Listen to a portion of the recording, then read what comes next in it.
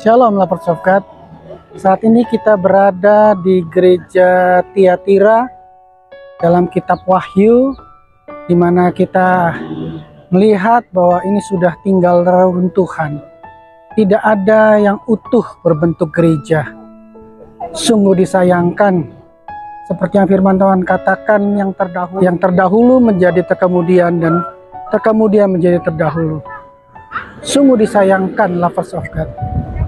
Ini mengingatkan kepada kita bahwa kita harus terus menjaga iman percaya kita kepada Tuhan kita. Jangan sampai iman kita menjadi reruntuhan, Lovers of God. Coba perhatikan, sangat-sangat disayangkan. Dulu adalah gereja tempat di mana umat Tuhan berkumpul. Kini tinggal menjadi reruntuhan. Waduh, sungguh disayangkan bukan? Biarlah lewat kisah ini kita akan melihat bahwa iman kita harus terus bertumbuh, terus kokoh dibangun di atas iman dasar iman kita, yaitu Tuhan Yesus Kristus. Bukan berjalan dengan apa yang kita kehendaki, tapi biarlah ini boleh menjadi peringatan buat kita. Dan ini ada sedikit penjelasan dari papan di mana kita bisa melihat. Ya, ini dalam bahasa Turki dan ini dalam bahasa Inggris.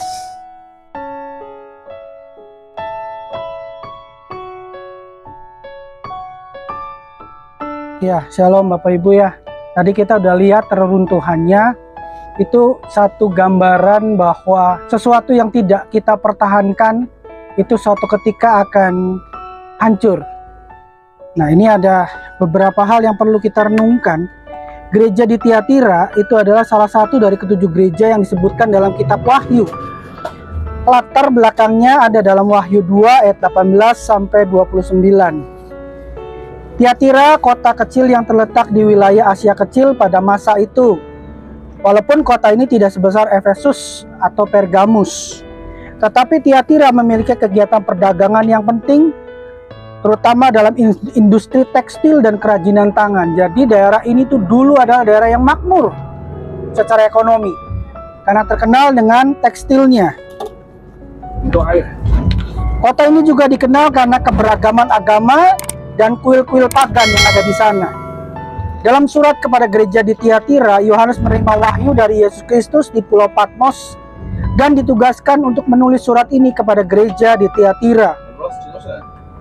Yesus memberikan pujian kepada gereja di Tiatira karena memiliki keimanan, kasih, pelayanan, dan ketekunan yang lebih besar daripada sebelumnya. Tetapi Yesus juga menegur gereja di Tiatira karena mereka membiarkan seorang wanita bernama Isabel yang mengajar dan menyesatkan hamba-hambanya. Yesus memperingatkan gereja di Tiatira untuk bertobat dari perbuatan-perbuatan yang salah. Jika tidak, Dia akan datang dan memerangi mereka dengan pedangnya. Namun bagi mereka yang menang dan terus berpegang pada iman mereka, Dia memberikan janji bahwa mereka akan memperoleh kuasa atas bangsa-bangsa dan menerima bintang terang dalam kerajaannya. 7 gereja sebenarnya itu adalah suatu peringatan buat kita hari-hari ini. Jadi ini bukan bicara masa lalu, tapi bicara hari-hari ini. Surat-surat yang Yohanes kirimkan itu semua untuk menjadi perenungan untuk kita. Ini adalah gambaran tentang area ujian kita. Karena kalau kita perhatikan 7 itu, 7-7-nya ada dalam hal yang teguran dan pujian pada masing-masing. Jadi masing-masing itu ada plus minusnya. Dan Tuhan menghendaki agar selalu kita memulai kemenangan. Kuncinya cuma satu, selalu dengar-dengaran akan firman Tuhan. Ya, ada 7 kali dikatakan Wahyu 2 ayat 7, siapa bertelinga hendaklah ia mendengarkan apa yang dikatakan Roh kepada jemaat-jemaat. Diulang lagi dalam Wahyu 2 ayat yang ke-11, dalam Wahyu 2 ayat 17, Wahyu 2 ayat 29, Wahyu 3 ayat yang ke-6, Wahyu 3 ayat yang ke-13, dan Wahyu 3 ayat 22. 7 kali dikatakan, siapa bertelinga, hendaklah ia mendengarkan apa yang dikatakan Roh kepada jemaat-jemaat. Kalau kita perhatikan jemaat ini, ya terambil dari Wahyu 2 ayat 18 sampai 29. Tiatira itu apa arti dari Tiatira? Tiatira berarti bau penderitaan. Jadi jemaat-jemaat Tuhan yang ada di sana. Kalau zaman dulu itu gereja kota. Jadi tidak seperti sekarang, bahkan satu jalan aja ada beberapa gereja. Di sana itu satu kota, itu satu gereja. Dan tidak, waktu itu belum dikenal kata gereja, makanya pakai kata jemaat. Jemaat di Tiatira. Tiatira mengandung arti bau penderitaan. Kenapa? Karena mereka ada banyak pergumulan yang mereka harus hadapi. Sejarah mencatat bahwa kekristenan pada abad-abad pertama itu adalah gambaran, maksudnya mereka dianggap sebagai sekte baru. Jadi makanya tidak heran kekristenan di sana orang-orang Kristen dikejar-kejar. Bahkan dianggap halal jika darahnya tertumpah. Itulah kenapa makanya dikatakan bau penderitaan. Apa yang bisa kita pelajari dari jemaat di Tiatira ini? Yang pertama, mata Tuhan itu menginspeksi. Di situ dikatakan mata Tuhan itu seperti api yang memurnikan.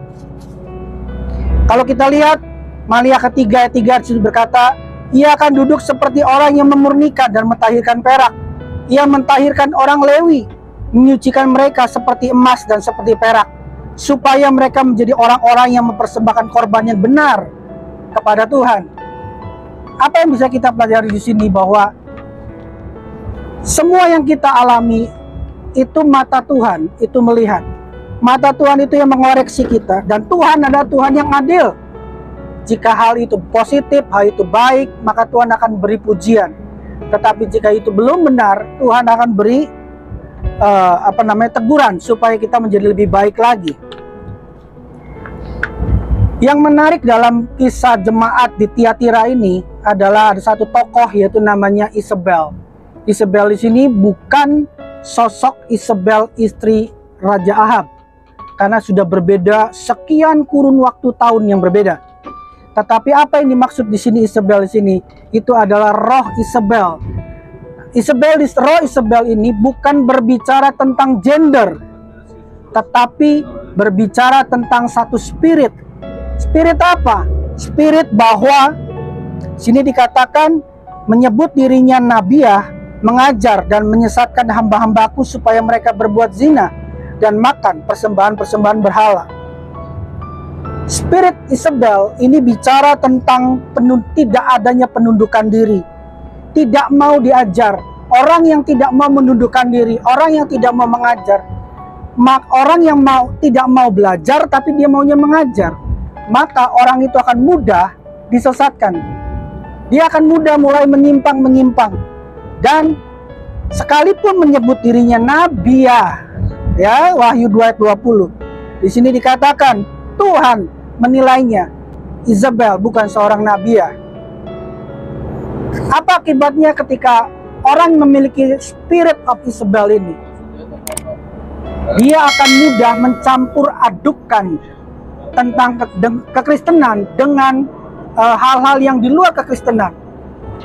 Dia akan menganggap, oh nggak apa-apa, Kristen tapi melakukan ini dan itu terjadi sinkretisme, pencampuran yang itu sebenarnya tidak disukai Tuhan. Itu hal yang dilarang Tuhan.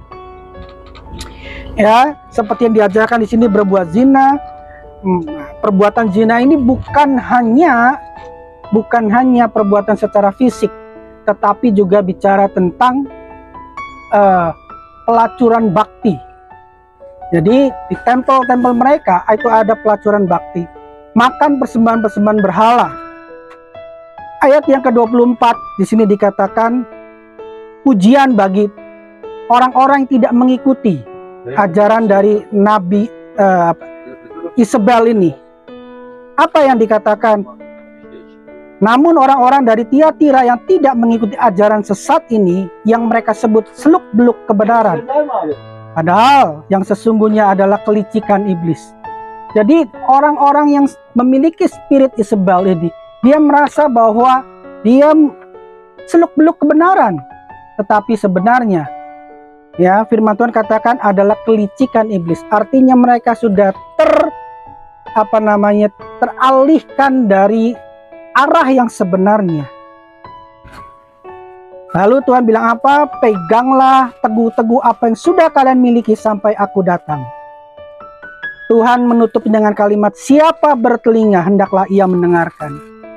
Kekuatan untuk kita menang melawan roh Isabel adalah kita belajar untuk memasang telinga kita, mendengar apa yang Tuhan katakan. Kata mendengar di sini itu memiliki makna adalah memberi telinga kepada sang guru atau memberi telinga kepada suatu pengajaran yang sehat, yang benar. Jadi apa yang kita belajar dari Tiatira ini? Biarlah kita mau terus belajar apa yang benar.